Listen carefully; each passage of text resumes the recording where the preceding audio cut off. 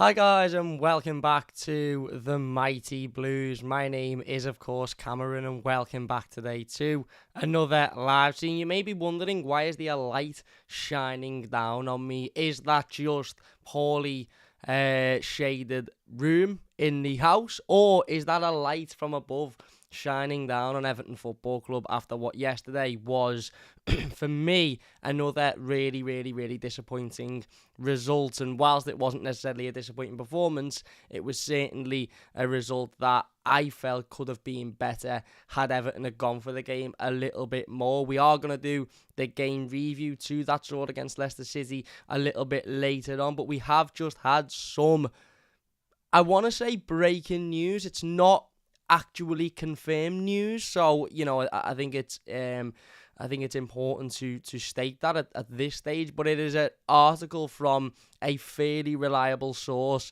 when it comes to information like this, and I thought it'd be well worth sitting down and having a little bit of a chat about before we did that game review to yesterday's draw. And if you don't know what I'm talking about, around about 20 minutes ago, Paul Joyce, of course, who is a writer for The Times, very reliable journalist in this country, of course, reports on all sorts of football clubs, but does a lot of reporting on Everton and has done a lot of reporting on Everton over the years. And one of those journalists that, if he says something, good or bad, you usually listen to, because it's usually got some beef behind of it. And Paul Joyce and The Times have just reported that Everton are set to announce a new investment said to be of enormous amounts of capital, and I've done that because that is in quotations, before the end of the season. This will lead to new representation on the board, and some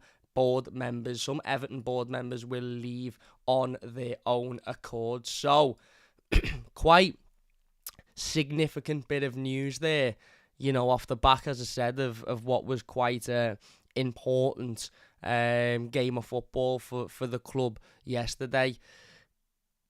Listen, this could be a complete and utter smokescreen by the club. It could be, information that, again, is maybe being led to be a little bit further down the line than what it actually is, or this could be something that has weight behind it and something that we will hear more on in the coming days. Obviously, we've been reading a lot recently over the last few weeks and months about potential investment into Everton. We've had the 777 group and various other groups that have been said to potentially be interested in investing in Everton. The 777 group, of course, being the most prominent in those discussions. And throughout those reports and throughout those articles we've been reading, there's been one constant, and it has been that it isn't necessarily a takeover as per se, but it's more an investment, but an investment of an amount significant enough for the company who is investing to have a significant say in the matters that are going on at the football club, and even members on the board as well. And whether or not it is 777 that this is being referred to, or whether it's somebody else that's completely come out of the blue that we don't know about, that we haven't heard about yet, we will wait and see. The latest we had on the 77 stuff before today was actually on the 24th of April, and it was coming from Marco Conterio, who is an Italian journalist, I believe. He said that 777 partners are close to completing a takeover of Everton. Talks between Everton and 777 have now intensified, and 777 have substantially surpassed MSP Sports Capital in the race. The takeover of Everton is now said to be close to completion. So obviously the article from Paul Joyce isn't referring to a complete takeover. It's referring to a new investment, which is said to be of enormous amounts of capital. Again, I will put that in quotations because that is what it is read on the actual article. And that would, I think, suggest that the owner, Farhad Mashiri, would still be the owner of the football club. He would just probably own a little bit less than what he owns now, or the other people at the football club that own a percentage, be it Bill Kenwright, be it Denise Barrett-Baxendale, have their percentage bought off of them, and of course, whoever it may be, whether it be MSP, whether it be 777, or whether it be somebody we've never heard of, comes in and takes that investment, takes that percentage on, and obviously, therefore meaning they have somebody on the board, and they're able to, have a hand in important decisions at this football club. Now, of course, this will have absolutely no effect on what goes on in the next 4 Premier League games for Everton, and it will have absolutely no effect on whether or not Everton are a Premier League team next season. It may have a slight effect on the atmosphere at Goodison Park if it is announced, over the next couple of weeks, and it is announced that certain members of the current Everton board, be it Denise Barrett-Baxendale, be it Bill Kenwright, if it's announced that those people are leaving and there's new investment coming in and there's going to be, new people on the board, that might lift the crowd a little bit, that might give a bit more of a sense of unity, a bit more of a sense of togetherness, and in turn that might have a knock-on effect in terms of the performances we see before the end of the season. However, the actual investment, the actual situation we're talking about will not have a direct impact on what goes on the football pitch. It will not have a direct impact on whether or not we beat Brighton next Monday. It will not have a direct impact on whether or not Sean Dyche decides to pick Michael Keane at centre-back in that game for what feels like 750th game on the bounce. However, what it is really, really, really positive news about the future of our football club. One of my biggest worries about Everton at the moment isn't necessarily that we go down, because I'm not even really worried about that anymore, I'll be perfectly honest with you, and I'm not worried for a couple of reasons. One of them being, I've pretty much accepted that it's almost an inevitability now. Now, don't get me wrong, there's still football to be played, there's still points to pick up, and there's still other teams in and around this relegation battle that could easily be relegated as opposed to Everton. Teams like Nottingham Forest, Leicester, of course, Leeds United. Again, I think Southampton are pretty much a safe, but then that's 3 teams fighting for 2 places there, so one of those teams will stay up. But more so an inevitability, just because, again, it would mean Everton having to win 2 out the next 4 games. One of them is against Manchester City. The other is Wolves away. Brighton away is an incredibly difficult game on Monday night. I think over the last couple of months, I've just slowly but surely come to the realisation emotionally that this is a very big possibility, and therefore I'm not necessarily scared of it anymore. I'm not necessarily worried about it anymore. Another reason is I've done all of the worrying about going down last season. I've done all of the being terrified. I've done all of the being anxious, being scared, what'll happen, what won't happen, we can't go down, etc, etc. And we managed to get away with it, and we all sat here in the summer and said, right, serious changes needs to be made now for us to avoid being in this situation again, and those changes weren't made. So I've sort of just wiped my hands with the emotion of the situation anymore and tried to think a little bit more rationally about it this time round. But also, as I said, that isn't my biggest worry. My biggest worry isn't Everton being relegated this season, because, as I said, I'm sort of at that stage now where I've decompartmentalised the emotion of it, and I'm sort of at this point where if we are to go down, I think it'll just be a case of, right, let's get on with it.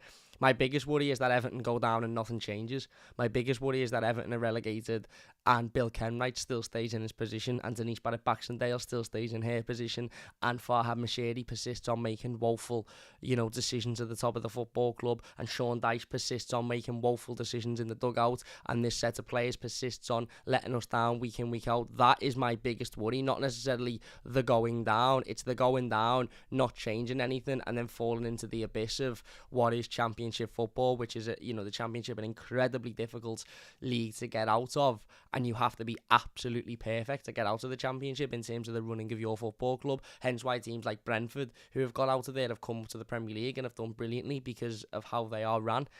Now, obviously, there's the exception of your Norwiches, etc., and your Watfords, but we don't want to be one of those teams that is constantly up and down, do we? So that is my biggest concern at this point. I've gone beyond being concerned about Everton being relegated, and I'm now at this stage of being concerned about Everton being relegated and not making any relevant changes at the top of the football club, because that's when we will just spiral out of control, and that's when we will fall down the leagues. Financially, we'll continue to spiral out of control, and that's when we could be in a situation where we're facing not having a football club anymore. So change we've all established over the past couple of weeks and months is an absolute necessity at this point, regardless of whether or not Everton go down. If Everton are to go down, then it's non-negotiable now that change is needed, but it's definitely, I can't see a world in where Everton are to be relegated and there not be serious changes made at the top of the football club. Unfortunately, I could see a world where Everton stay up and there not be serious changes, because that happened last season when changes should have been made. However, this is really, really, really, really positive news, and it is only early, I suppose, in it, because it is only the first bit of information that we've sort of read about this. It is only the first bit of news of certainly it being this far down the line. As I said, we've been reading for, weeks and weeks and weeks and months about MSP Capital and 777 and various, different companies being interested in investing in Everton or fully taking over Everton, but nothing ever of this sort of magnitude or what seemingly is this far down the line. If you don't know what I'm talking about, if you're new to the stream, Paul Joyce, who of course is quite a reliable journalist, quite a reliable source, has just reported about half an hour ago that Everton is set to announce a new investment said to be of enormous amounts of capital before the end of the season. This will lead to new representation on the board, and some Everton board members will leave off of their own accord. So let's dissect it a little bit. Everton said to announce a new investment of enormous amounts of capital before the end of the season.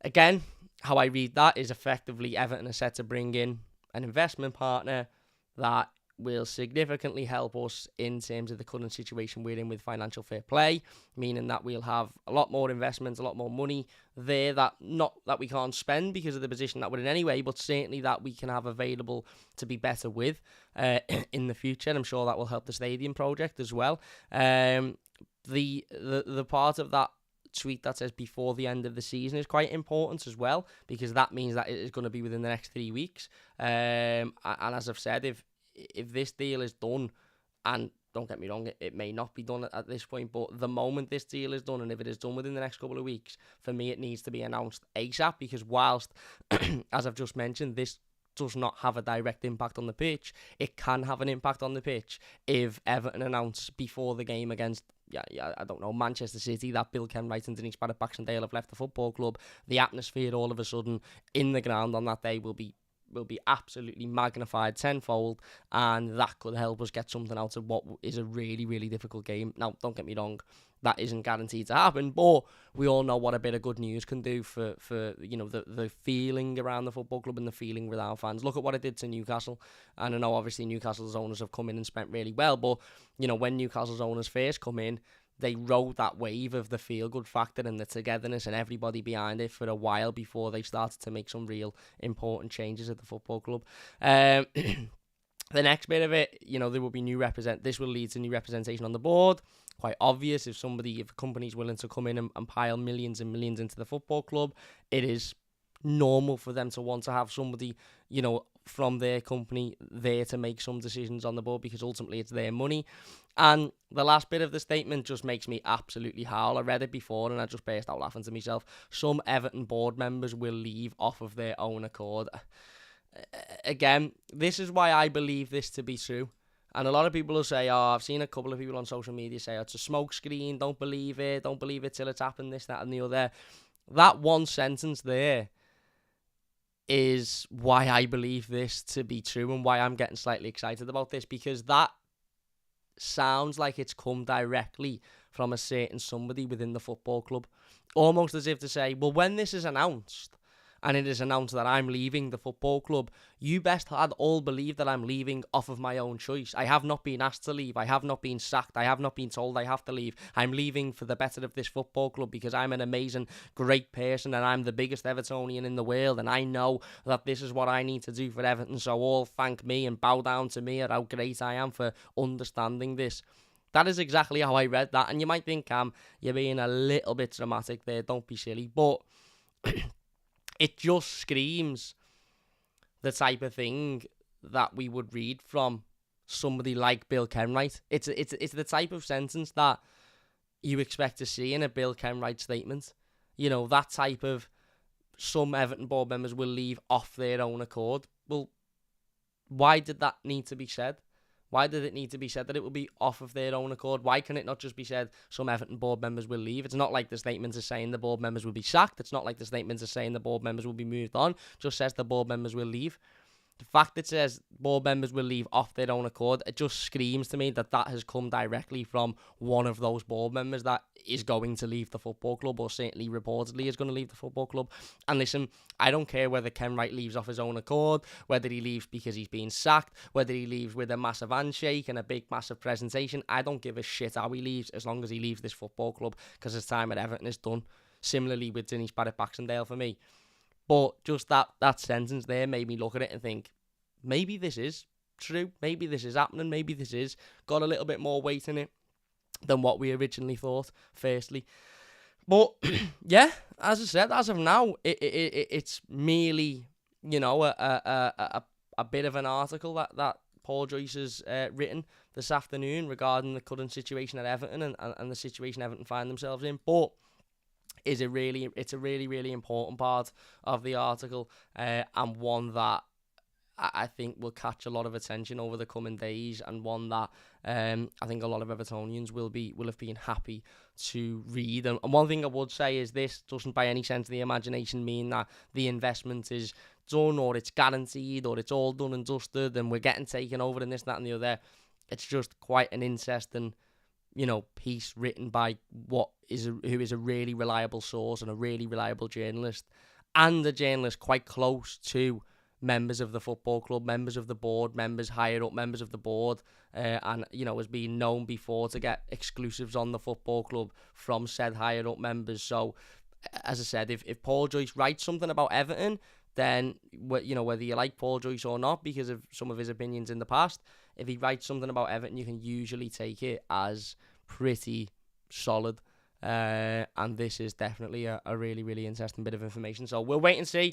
We'll wait and see how this one unfolds over the course of the next couple of weeks and months. I'm sure we'll hear much more information about this over the coming days as well. So as soon as we get that information, we'll discuss it on the channel. But I just wanted to come here, discuss this, and, you know, just basically, yeah, report it and give our thoughts on it. As I said, I'm not getting too excited about it because we're getting new investment, just because we're getting new people on the board, just because the current people on the board are moving on, doesn't mean that is guaranteed to be a success. It'd be really hard for Farhad Moshiri to find worse football operators than the ones he's currently got at the football club, but I'm not going to say it would be impossible, so I'm not getting massively excited. However, the news that members of this current board, and listen, I doubt it would be Grant Ingles. It might be, but I doubt it will be Grant Ingles. You know, it's positive information, and as I said, you know, we'll see what happens and we'll see what comes out over the next coming days and weeks. So, yeah, if you have enjoyed it, please hit that like button. It does only take a second. If you are new, don't forget to subscribe. As I said, any more information or news breaks, then we'll be here discussing it first. So don't forget to subscribe. That would mean a great deal to me. We'll be back in just a moment with the game review to yesterday's 2-2 draw to Leicester City. So don't forget to look out for that one. Massive thank you all for watching, and we'll see you later.